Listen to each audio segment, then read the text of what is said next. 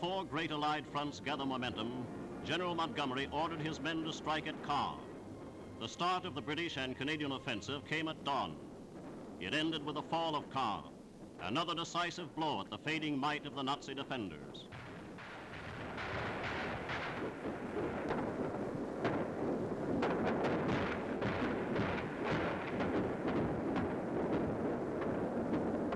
Nerves were taut as the Allies probed for an opening.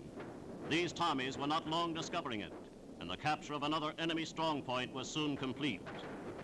The British, Canadian, and American forces are fighting today on a 150-kilometer front in France. Against the British sector, the Nazi High Command vainly massed its armor, but it was not enough.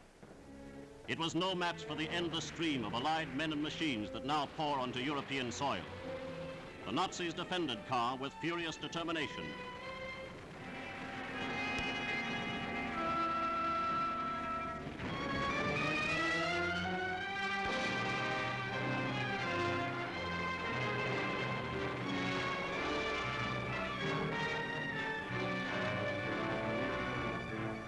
Destruction was inevitable, but it's a small price to pay for liberation from Hitler's rule.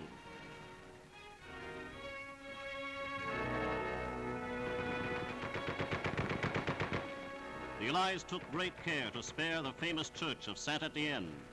It was known that thousands of townspeople had taken refuge here. Many of the liberated French directed our troops to Nazi hiding places. A few snipers stayed behind, but these were soon rounded up. Signposts in the center of the town indicate that Paris still is more than 200 kilometers away. But distance becomes relative as the Allied sweep to victory accelerates. The hand of war fell heavily on Caen, but out of this damage a new life of freedom and dignity already is rising. German propaganda posters claim that Churchill is depending entirely on the Allied blockade for victory. Outside this theater fly the flags of the liberated and the liberator. Members of the French forces of the interior, underground for so long a time, glory in the results of their heroic resistance. And after 4 subjugated years, the people of France raise their voices in the immortal Marseillaise.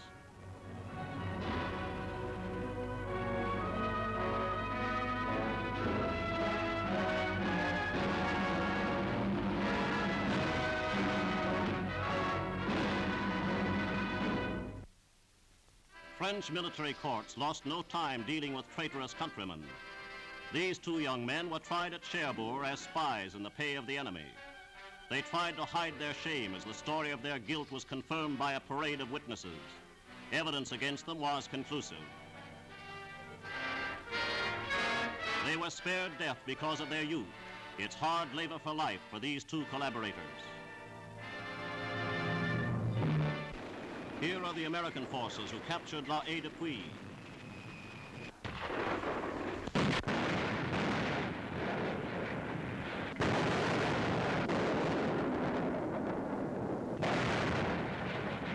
La Haye de Puy is actually a little market town, but militarily important as a rail and road junction.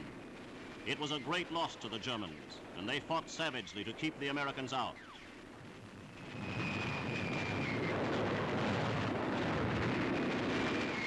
Many experts believe the Germans will give ground almost anywhere rather than on this western front. But from the Allied point of view, there is only one front, the front on which the forces of freedom are fighting the forces of tyranny.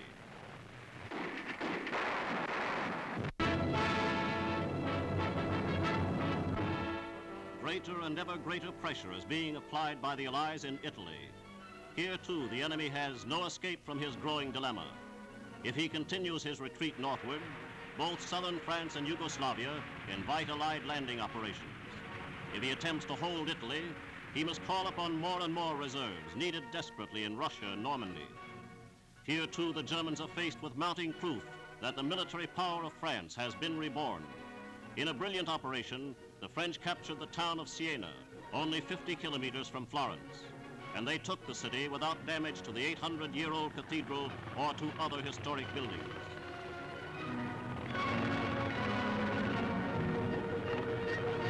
Here is graphic proof of the meaning of liberation to the Italians. These same cheers will echo and re-echo as the grip of Nazism is broken throughout Europe.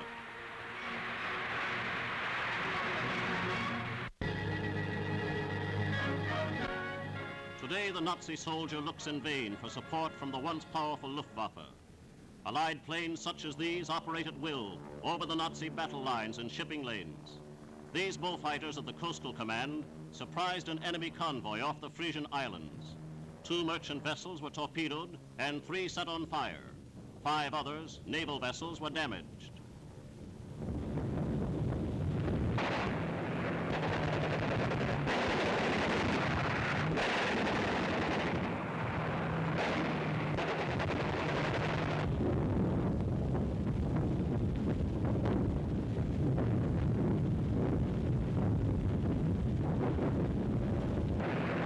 The Coastal Command has carried out one of the great assignments of this war. It patrols from the Bay of Biscay to the Arctic Circle. It has closed both ends of the English Channel to Nazi E-boats and has won a decisive battle against the U-boat. German air power began this war, but it's a crippled bird now. Allied air power is ever mounting, and it's going to be on hand to finish this war.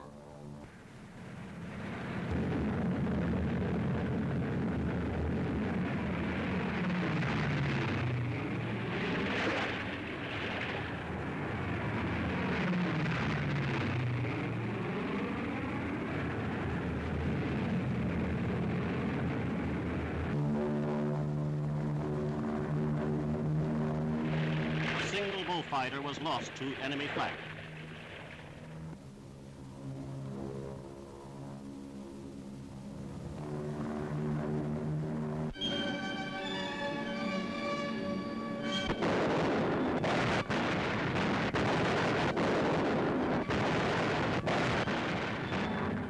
In the east, the Red Air Force rules the skies, and the Nazi defeat is cataclysmic. Captured German pictures show the vain Nazi efforts to resist.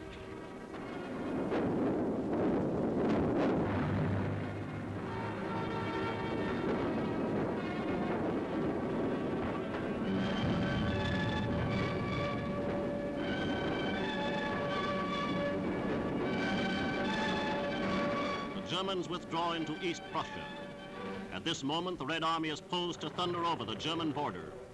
The Russians have come back to great cities lost 3 years ago. Kovel, Tarnopol, Minsk, and Vilna. One after another, they return to Russian hands. These remarkable Russian pictures are the latest received from the Eastern Front. They show the triumphant Red Army on the flood tide of victory after victory.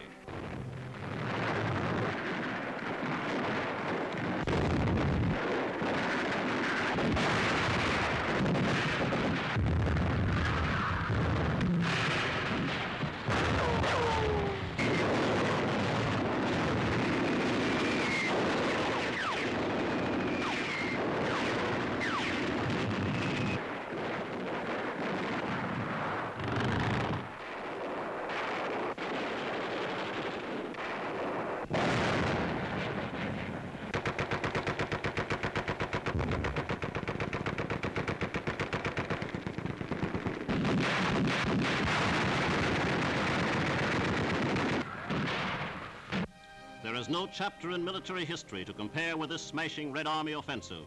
The size of the armies, the deadly enmity, the numbers of Nazi slain and the numbers captured. In many respects, the Russian campaign dwarfs all that has gone before.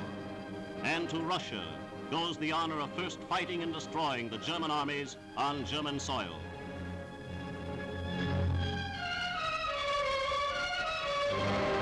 Gray-green cavalcade of defeat will continue until Germany surrenders completely, unconditionally.